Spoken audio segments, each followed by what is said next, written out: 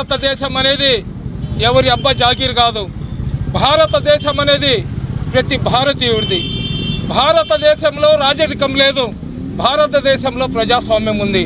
ఏదైతే కేంద్ర ప్రభుత్వం ఉందో, భారతదేశంలో పరిపాలిస్తున్న బీజేపీ ప్రభుత్వం ఏదైతే ఉందో మొత్తం అబద్ధాలు చెప్తూ దేశానికి వెన్నుముక్కలాగున్న యువతను సర్వనాశనం చేసే ప్రయత్నం చేస్తుంది.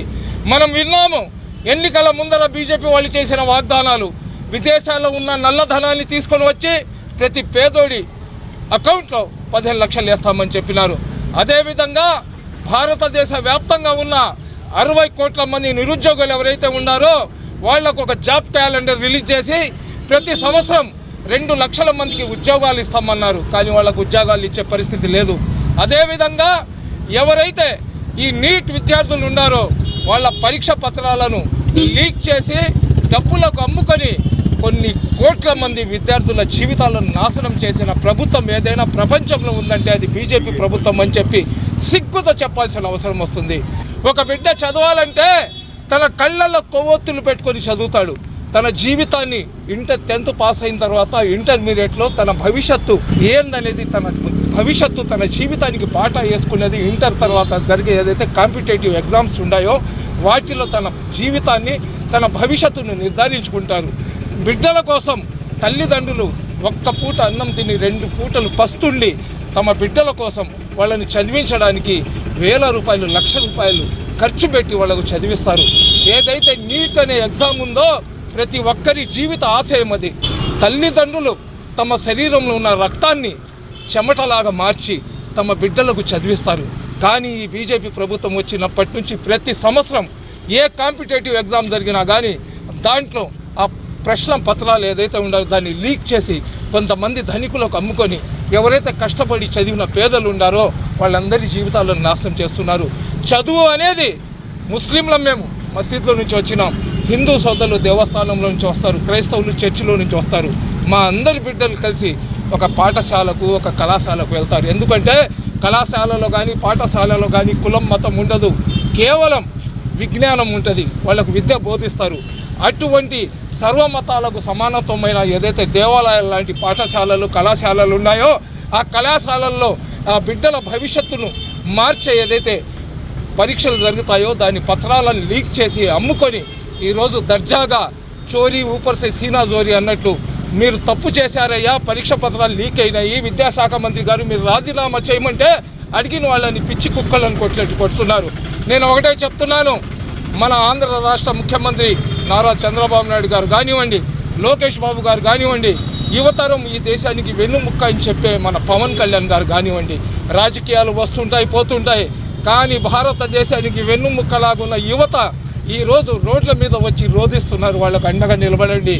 యువతకు వ్యతిరేకంగా పోతారో వాళ్ళ పుట్టగతులు కనబడవు. చరిత్ర చూసుకోండి మీరు. యువతరం అనుకుంటే దేశాన్ని తిరగదిప్పే శక్తి యువతరంలో ఉంటుంది. అదేవిధంగా ఏదైతే జంతర్ మంతర్లో మహిళల పట్ల అసభ్యకరంగా ప్రవర్తించడం, వాళ్ళ ప్రైవేట్ పార్ట్స్ మీద పోలీసు యూనిఫామ్లో పేర్లు లేకుండా వచ్చి ఎవరో గూండాలు వాళ్ళ ప్రైవేట్ పార్ట్స్ల మీద చేతులు వేయడం, మనం చెప్పడానికి కూడా సిగ్గు వచ్చే ప్రదేశాల్లో లాఠీలతో ఆడవాళ్ళని పొడవడం, అదేవిధంగా విద్యార్థుల కాళ్ళు చేతులు ఎరుగొట్టడం, వాళ్ళ తలలు పగలగొట్టడం, ఇవన్నీ చూస్తుంటే నిజంగా కళ్ళల్లో కన్నీళ్ళు వస్తున్నాయి. తప్పు చేస్తే ఖచ్చితంగా నిలదీస్తాం, మంచి పని చేస్తే ఖచ్చితంగా పొగడతాం. నరేంద్ర మోడీ గారు సనాతన ధర్మంలో రాక్షసులు చేసిన పనిని ఈరోజు మీ మంత్రులు మీ ఎంపీలు చేస్తున్నారు. అరాచకాలు ఏదైతే మనం పాత రోజుల్లో కథల్లాగా విన్నామో అది ఈరోజు మన కళ్ళలో స్క్రీన్ మీద కడిపేటట్లు మీ పార్టీ కార్యకర్తలు, మీ పార్టీలో అందరూ చెప్పను, మీ పార్టీలో ఉన్న కొంతమంది కార్యకర్తలు నాయకులు అటువంటి ఘోరాలు అరాచకాలు చేస్తున్నారు. ఒక్కటి గుర్తుపెట్టుకోండి, ఎవరైతే యువతకు ద్రోహం చేస్తారో, ఎవరైతే మిడిల్ క్లాస్ ఫ్యామిలీస్కి అన్యాయం చేస్తారో, ఎవరైతే పేదలు తమ బిడ్డకు ఒక ఉన్నతమైన స్థానంలో చూడాలనుకుంటారో అటువంటి వాళ్ళ బిడ్డలు ఈరోజు దాదాపు 24 మంది ప్రాణాలు కోల్పోయినారు. ఆ రోజు పహల్గామ్లో దాడి జరిగినప్పుడు భారతదేశం మొత్తం విదేశాల నుంచి పాకిస్తాన్ కుక్కలు ఇక్కడికి వచ్చి మా మనుషులను చంపినారని చెప్పినారు. ఈరోజు ఈ దేశంలో ఉన్న పంది కుక్కలు పేపర్లు లీక్ చేసి పంది కుక్కల్లాగా బ్రతుకుతూ 24 మంది పసిబిడ్డల ప్రాణాలను పోయేటట్లు చేసినారు. వాళ్ళ మీద చర్య తీసుకోరా.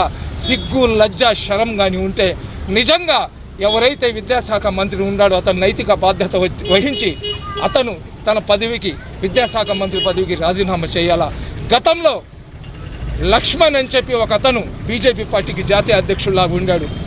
₹1,00,000 అతను ఎవరో దగ్గర అవినీతి చేసి డబ్బులు తీసుకున్నాడంటే నైతిక బాధ్యత వహించి ఒక దళితుడైనా కానీ అతను జాతీయ బీజేపీ పార్టీ అధ్యక్ష పదవికి రాజీనామా చేశాడు. అతనికైనా చూసి సిగ్గు తెచ్చుకోమని చెప్పి నేను చెప్తున్నా. ఎందుకంటే ఎవరైతే ప్రధాని ఉన్నాడో అతను ప్రధాని కాదు, అతను సర్వనాశనం చేసే ఇంధనం అతను. అటువంటి వెధవలకు బుద్ధి రావాలంటే ఖచ్చితంగా ప్రతి ఒక్కరు కూడా ఎవరైతే వాళ్ళు ఢిల్లీలో ఎవరైతే మా గురించి పోరాటం చేస్తున్నారో వాళ్ళు వాళ్ళ సొంత ఆస్తుల కోసమో వాళ్ళ కోసం కాదు, భారతదేశ వ్యాప్తంగా జరిగిన నీట్ పరీక్షల్లో ప్రతి ఒక్కరు అన్యాయం అయిపోయారు కాబట్టి అందరి తరఫున వాళ్ళు పోరాటం చేస్తున్నారు. మేము కూడా కడుపుకి అన్నం తింటున్నాం. మేము ఒక పార్టీకి వ్యతిరేకమో ఒక పార్టీకి అనుకూలమో కాదు. ఎవరు తప్పు చేసినా కానీ వాళ్ళని నిలదీసే తత్వం ఇస్లాం ధర్మం మాకు నేర్పించింది. ఖచ్చితంగా భారతదేశంలో ఉన్న ప్రతి పౌరుడు, భారతదేశంలో ఉన్న ప్రతి మనిషి, మానవత్వం ఉన్న ప్రతి వ్యక్తి ఎవరైతే ఈ నీట్ పరీక్షల కోసం భారతదేశ వ్యాప్తంగా ఉన్న బిడ్డల భవిష్యత్తు కోసం పోరాటం చేస్తున్నారో ఆ పోరాటంలో మేమందరం కూడా అండగా ఉంటామని తెలియజేసుకుంటున్నా. అదేవిధంగా ఎప్పుడు దాకైతే విద్యాశాఖ మంత్రి రాజీనామా చెయ్యరో అతను అప్పటిదాకా మా పోరాటాన్ని కొనసాగిస్తూ ఎవరైతే అక్కడ ఒక పార్టీకో ఒక సంస్థకో సంబంధించిన వ్యక్తులు కాదు, అందరూ కూడా అక్కడ పోరాటం చేస్తున్నారు. వాళ్ళందరికీ మా సానుభూతి తెలియజేస్తాం. అవసరం పడితే మా ముస్లిం సమాజం మొత్తం రోడ్డు మీదకి వచ్చి నిరసనలు, ఆమరణ నిరాదీక్షలు చేయడానికి కూడా మేము సిద్ధంగా ఉన్నామని చెప్పి తెలియజేసుకుంటున్నాం. అస్సలాము అలైకుం. మీరు చూస్తున్నది time line Telugu digital network. సమాజం కోసం సరికొత్త ఆలోచన.